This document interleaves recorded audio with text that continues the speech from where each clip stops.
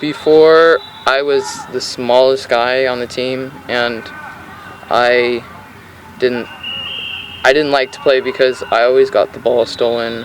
I made the wrong shots. I didn't play so well, and basically I could only play defense, but I wasn't that great either. And I was also really slow, so I'd get countered back all the time. And I just wasn't, all that together, I just wasn't confident at all, because I just didn't like to play then. I used to be really nervous for the entire game, but now it's like, put me in, coach, I'm ready.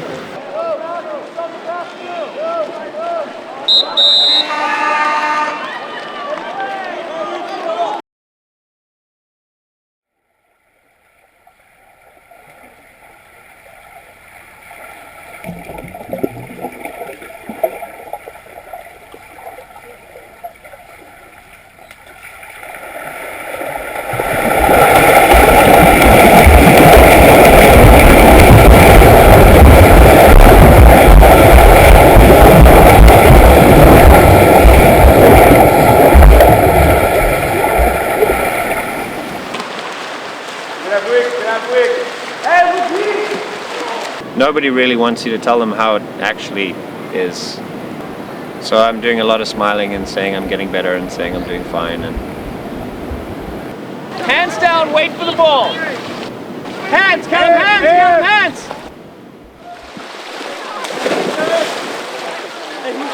Oh, white ball!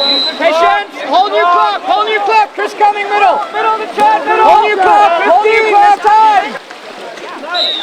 Alright, good job. Good work! Alex. Hold on, Alex, nice work. Alright, hit him! Go call it! 5, 2, 1!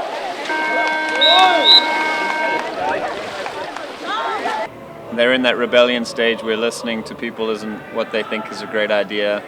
They just instinctively want to rebel. Is that it? No one needs water? All right, line up then. Let's rock and roll. You have to put in the work 5 days a week for the sixth day to be a win. The way I see it, water polo is a microcosm for the world. You've always got someone pulling you down. You can never rest. You can never sit and stop. You're constantly trying to get ahead while watching out because there's somebody behind you trying to pull you down and take your spot. So I think the lessons learned in water polo apply directly to life no matter what situation you're in, because you have to learn to fight for what you want and go out and work hard for it. And if you're not willing to, there'll be someone else who will, and they'll come by and you'll be underwater. That's the way I see water polo.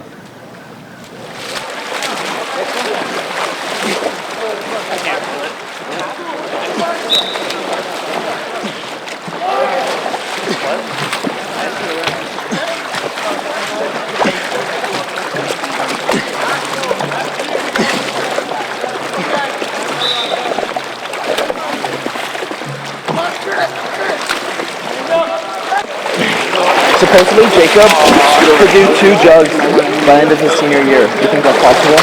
I did a full one in one, and though my head was underwater. Melendres, your group needs to use the little bucket now. You almost drowned, son.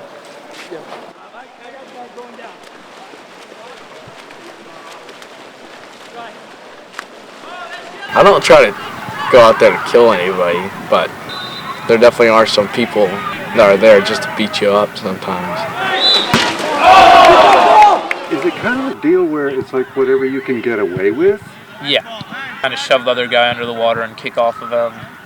That's probably one of the favorites. If it's a team that you just don't really have that kind of respect for them, then you just go with what you'll get away with, which could be pretty bad.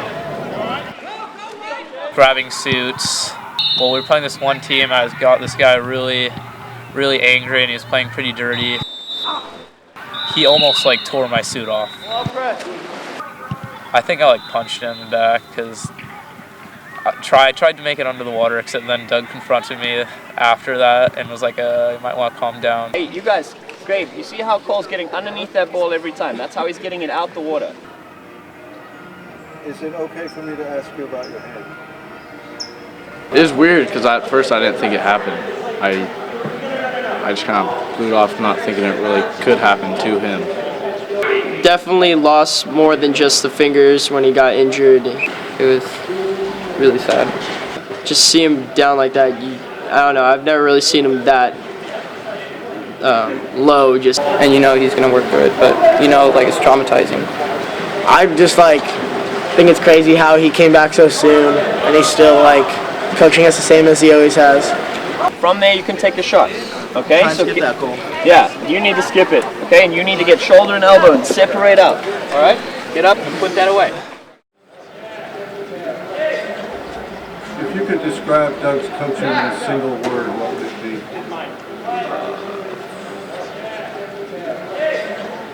Hardcore. intense. Bipolar? Yes. Say more.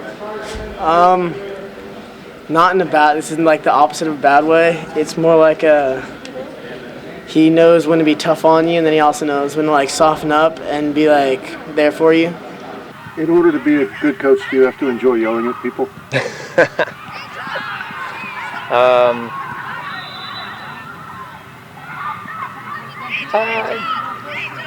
I don't know if you'd have to enjoy it. My wife would certainly say no. We coach differently. She believes in not yelling a lot and believes I yell a bit much. When you coach water polo, you have to be ready to speak very loudly for the boys to be able to hear. How you yell and what you say is very important, though, not just yelling negatives. All right, let's go.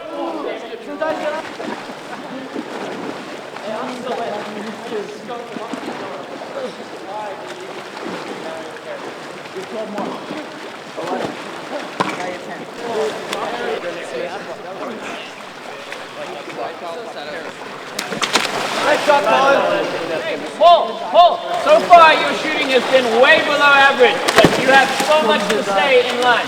It's the best part of yours waiting in line, right? Not shooting the ball? No. There's really nothing you need to say, okay? You need to go and work on your shots. Twice you've let your teammates down and you giggle about it and tell a story in line instead. Sort it out, rather. Start scoring some balls. Oh. No! 4 blocks!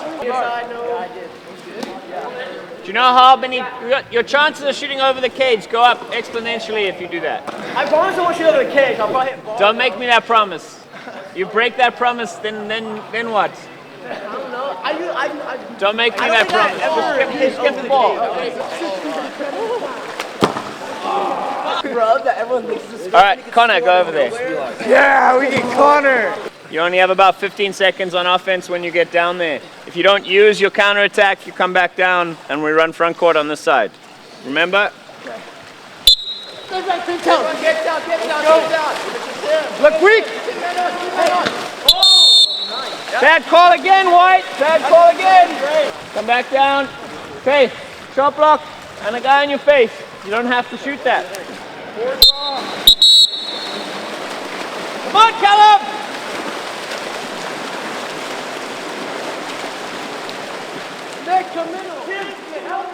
He wasn't climbing on you, he's barely touching you. 4 and 4, 2 to go. Mars, try smiling less and blocking the ball more, please. Because you and Mills keep slowing everything down and it's pissing me off.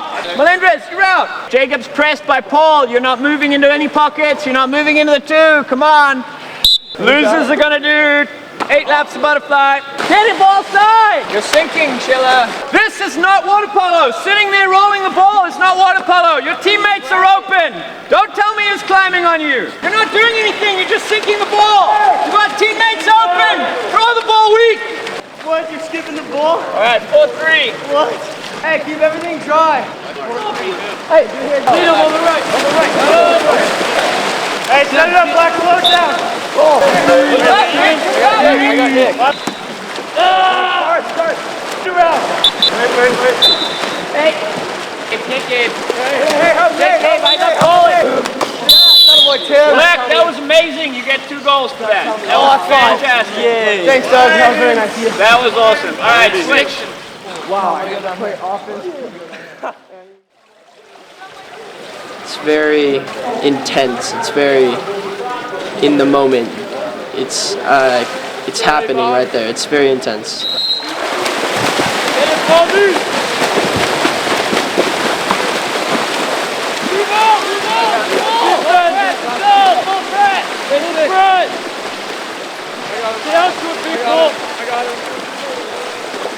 Hey, Bobby, thank you.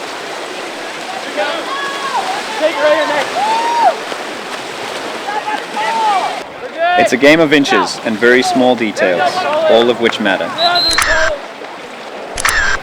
It can be hard to see sometimes with all the splashing going on,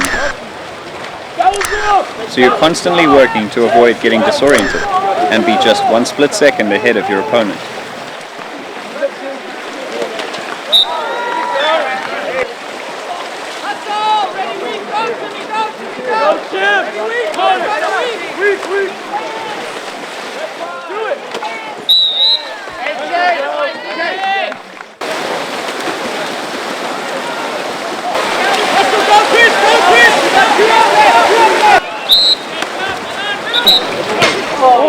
Skip it!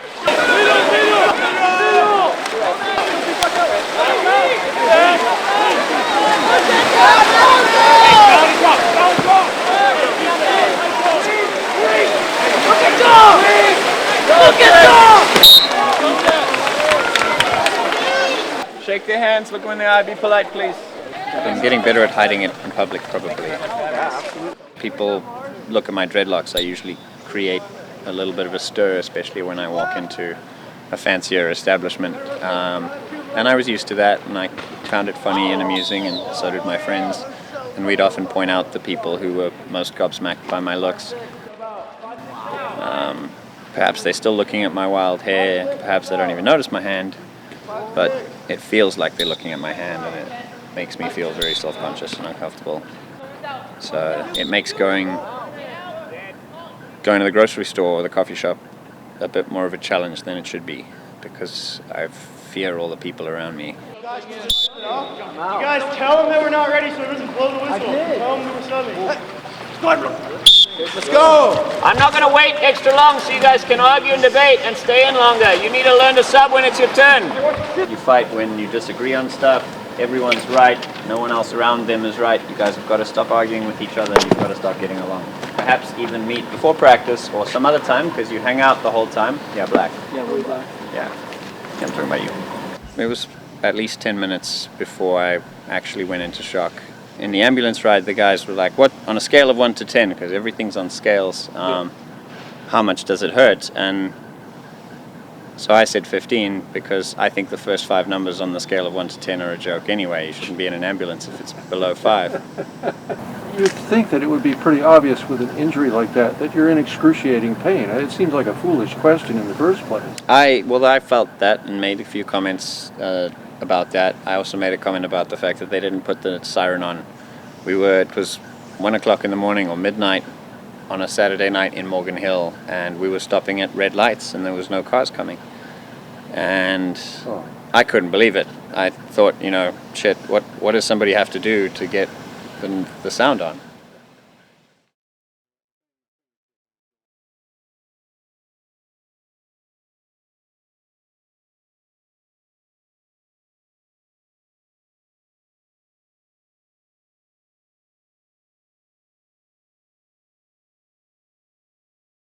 We didn't bring it on offense.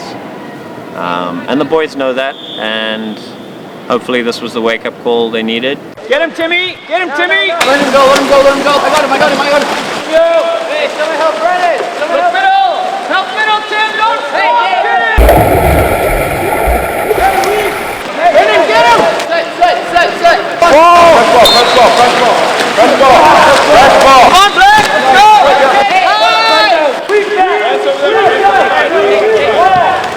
Hey, box back here. What goes through your head before a game? Like if you're on the wall, treading water, waiting for the whistle, what goes through your head then? Well, I'm thinking, what am I going to do right when we win the sprint? and what I'm going to do once we go on defense. And I'm sizing up the other team across the pool. And what you need to work on, like throughout the game. Who I need to look out for is their shooters and their threats. You always feel excited when you're in the pool. It's a good feeling.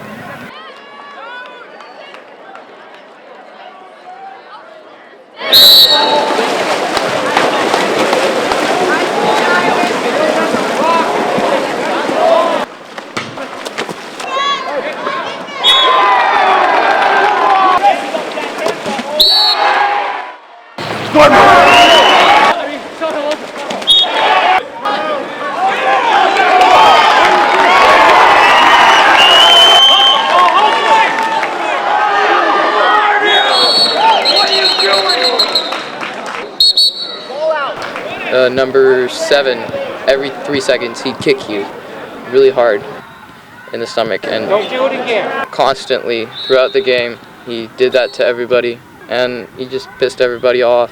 5 meter, uncontested, and then a 6-on-5 going this way. Coach, you want me to explain it to you?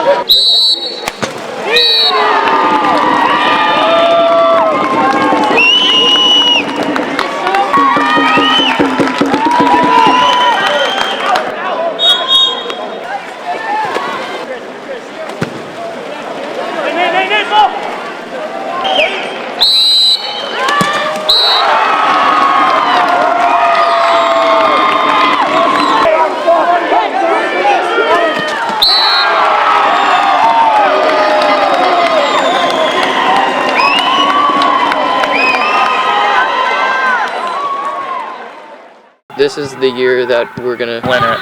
We definitely could.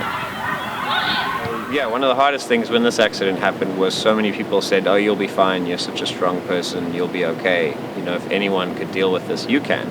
And those are great compliments and very nice things to hear, because everyone's saying that I'm strong enough, which is good. But I didn't really feel it at the time, and I still don't feel it all the time.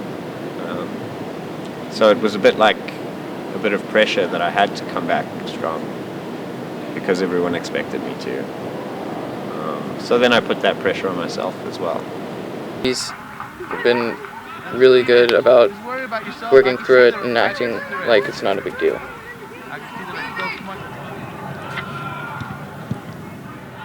How do you feel about Doug's dreadlocks? It's probably one of the reasons I started playing water polo is because he had his dreadlocks. How do you feel about his dreadlocks? I think they're really sick, and I want them.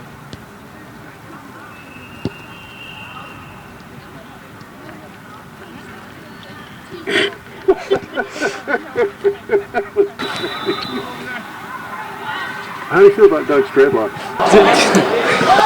I like him. Love him. I know it gets him pulled over a lot. Easy to identify. Part of his personality. Yeah, ask him about that anytime. Where them can't conquer. Rasta man no mix up with no vanga vanga. So them try fi old. Where them can't conquer. Rasta man no mix. Do you ever use the screen name Coco? No. Some people on our team aren't the brightest of all people.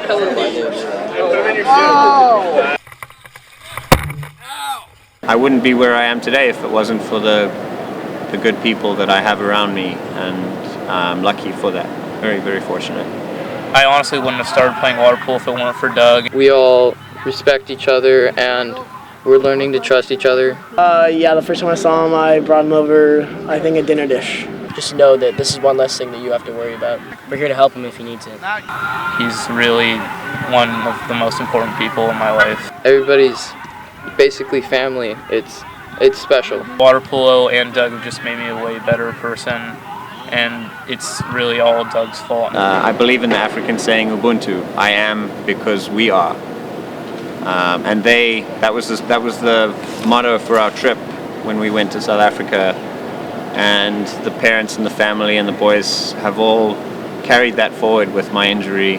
What Doug did on that thing, I don't know if how many parents fully understood like how much that was going to impact their lives. As a parent, I could have went as a chaperone, but I chose not to because I wanted him to experience it and have to grow up and be with the boys basically, and make decisions on his own. And then what he took them to, and what we saw as a parent later, was just amazing to me, because such a life experience that most people never even have an opportunity to even try. I mean, even right now it gets me emotional, you know, because if it wasn't for him, it never would have happened. And it was, I guess it was like his kind of dream, you know. And why he chose that time, I don't know. I mean, being on a team is great, and the boys learn a lot from Doug. I mean, he's a great coach. He teaches them a lot. He pushes them really hard, which I think is really important. But just being a good person and knowing what that means to be a good person and to give back. And I think their trip to Africa really changed these boys in ways that probably they still don't even know. That goes back to what I talked about with water polo being a microcosm for the world, is that we're connected.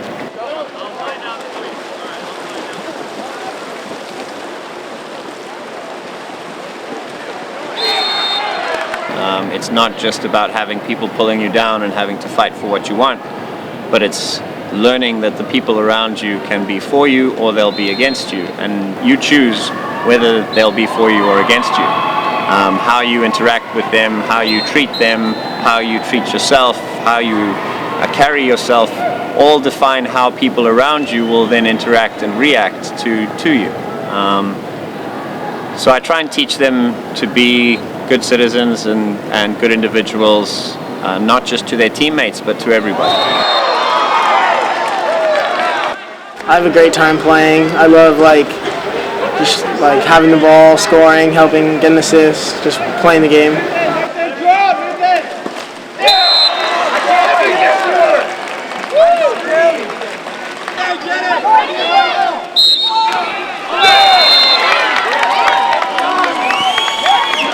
I don't like swimming, but... You don't like swimming? No. Why do you play water polo? It's different than swimming.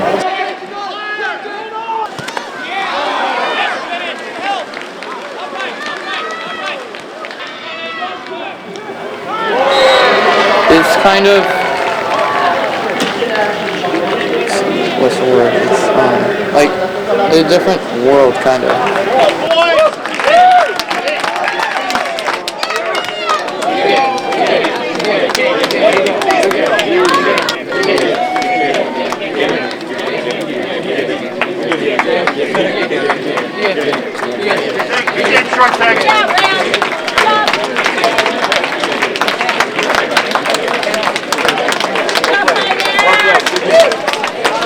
One more, Dougie, one more!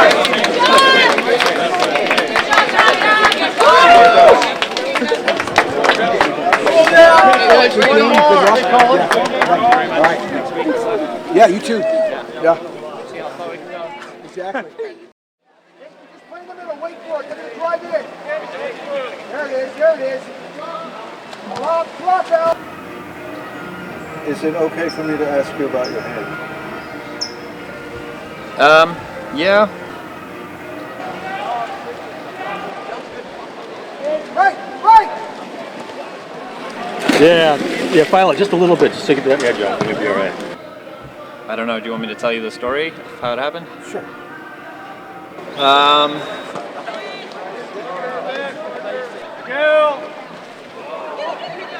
I was...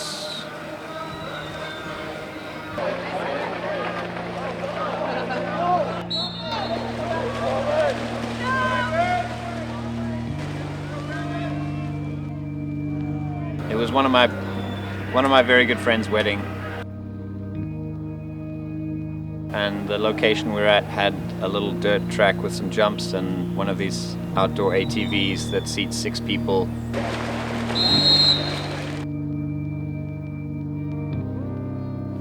And he offered the groom an opportunity to take us for a spin.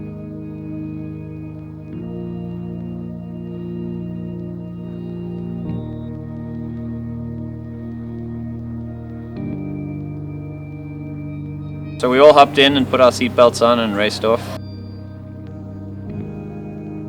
And he didn't have control. and I had my hand on the roll bar because I could sense that things weren't very good.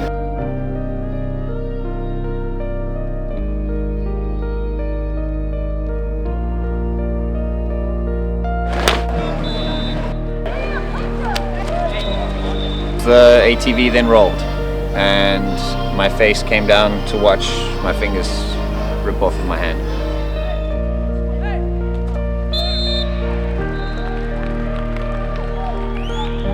So you saw it happen? Yeah, I actually watched them go off.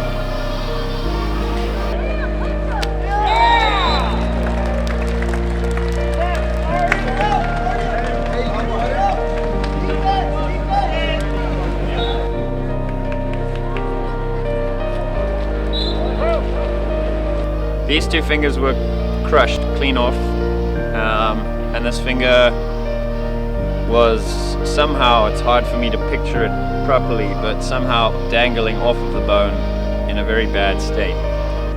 One of the hardest places for me to go back to was the Starbucks that I used to go to every day. I did that last week before I went to work, and it was hard. I ended up running out while they were asking what happened. Not running out, I walked out. Little things like that are much harder than I thought they were going to be or imagined they could be. It's not gone. It's far from gone.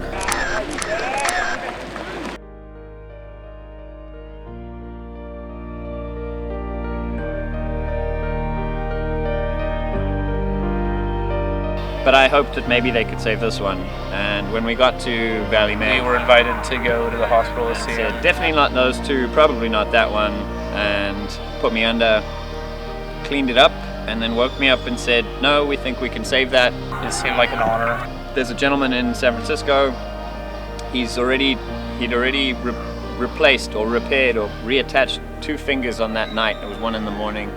Like, I didn't really know how I was gonna feel walking into that room. So he'd had 2 different cases before mine. I was with Doug almost like every day for 3 years, training and practicing. So he became more of like a friend to all of us. And so they saw it and said, yep, bring him up, we can do it.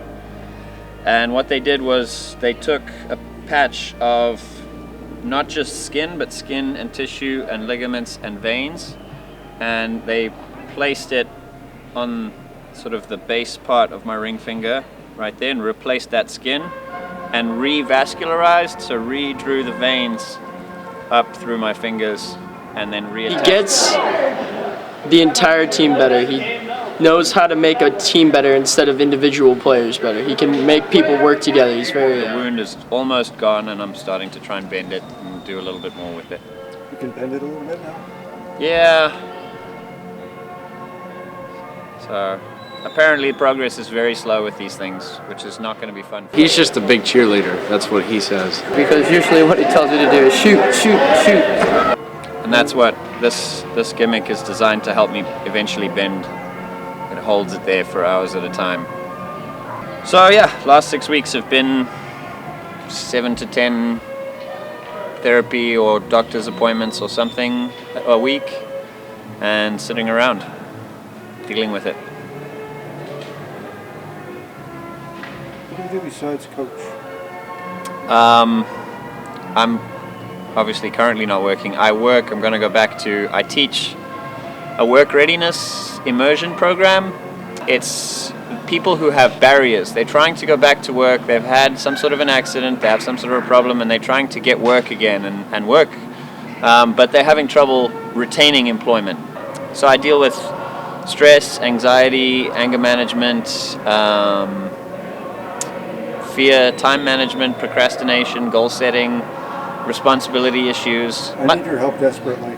Sort of much like the teenage boys I coach, actually. I'm just stuck at 14, I'm afraid. And you did this work before you injured yourself? Yes. The irony of that is just... Yeah. There's a lot of irony in this story, unfortunately. Just keeping at them, reminding them why.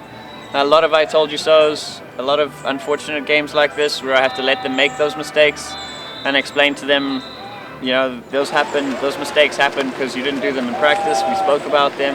Your chances of shooting over the cage go up exponentially if you do that. I promise I won't shoot over the cage. I'll probably... Don't make me that promise.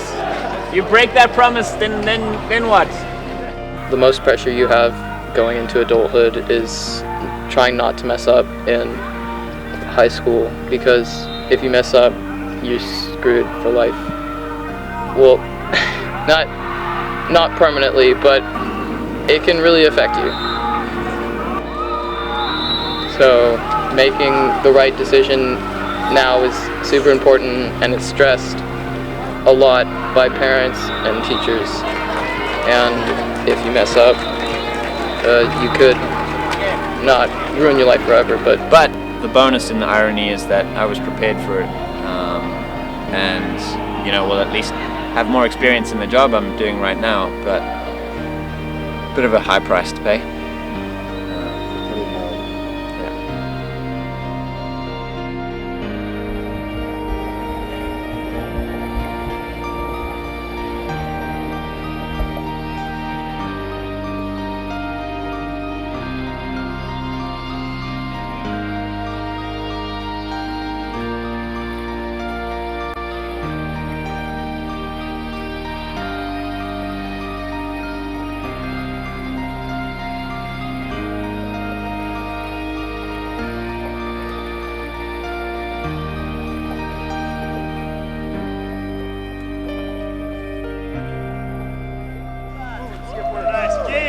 What? You're skipping the ball? All right, 4-3. What? Hey, keep everything dry. Hey, lead him on the right. On the right. Hey, set it up, Black. Slow it down. Ball. I got Nick. Start. Around. Wait. Hey, Gabe. Hey, Gabe, I got calling. Black, that was amazing. You get 2 goals for that. That was fantastic. Yeah. Thanks, Doug. That was very nice of you. That was awesome. All right, switch. Wow, I got to play offense. Hey, you got.